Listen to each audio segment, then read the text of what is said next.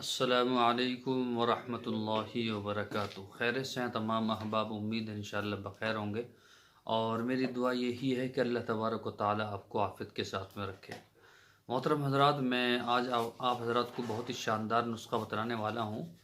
Sugar वाले हज़रात बहुत परेशान हैं, इंसुलिन लगवा रहे हैं, और जो इंसुलिन नहीं लगवा रहे वो भी बहुत परेशान हैं, और पेट के अंदर उनके बेचैनी है। आपने देखा होगा कि जब आप खाना खाते हैं और अगर आप चम्मच से खाना खाते हैं, चमची से, तो अगर आपने गरम लुक़मा लेकर आपने ऐसे ही उसको खा लिया, पेट के अंदर एक बेचैनी हो जाती है। तो इंसुलिन वाले जो हजरात इंसुलिन लेते हैं तो उनको ऐसे ही बेचैनी होती है अगर वो इंसुलिन नहीं लेते, क्योंकि उनका लबलबा ख़राब हो चुका पेट का और इंसुलिन कम हो चुकी है। तो इंसुलिन का जब तक इंजेक्शन वो नहीं लेते तो उनके पेट के अंदर बेचैनी ऐसे ही रहती है। तो उन हजरात के लिए भी ये नुस्खा जो है बहुत शानदार है।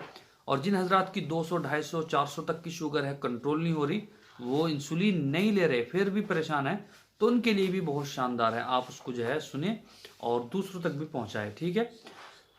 वीडियो शुरू करने से पहले आपसे दरख्वास्त है कि अगर अभी तक आपने हमारा चैनल सब्सक्राइब नहीं किया है तो बराए करम सब्सक्राइब कर लीजिए और बेल आइकन को दबा दीजिए ताकि आने वाला जो नोटिफिकेशन है वो आपको मिलता रहे, ठीक है। चलिए शुरू करते हैं। देखिए, आपको क्या करना है, आपको लेना है दारचीनी। दारचीनी और इसी तरह से ज़ीरा। दारचीनी हो गई, ज़ीरा हो गया, और तुक मलंगा, ठीक है। तुक मलंगा लेना है आपको। ये 3 चीज़ें हो गई है, दारचीनी और ज़ीरा और तुक मलंगा, ठीक है जी। और आपको चौथी चीज़ इसमें लेनी है चिरायता, ठीक है। और चिरायता ले लीजिए और जामुन की गुठली। ये सारी चीज़ बराबर बराबर लेनी है और इसका सफ़ूफ बना लेना है।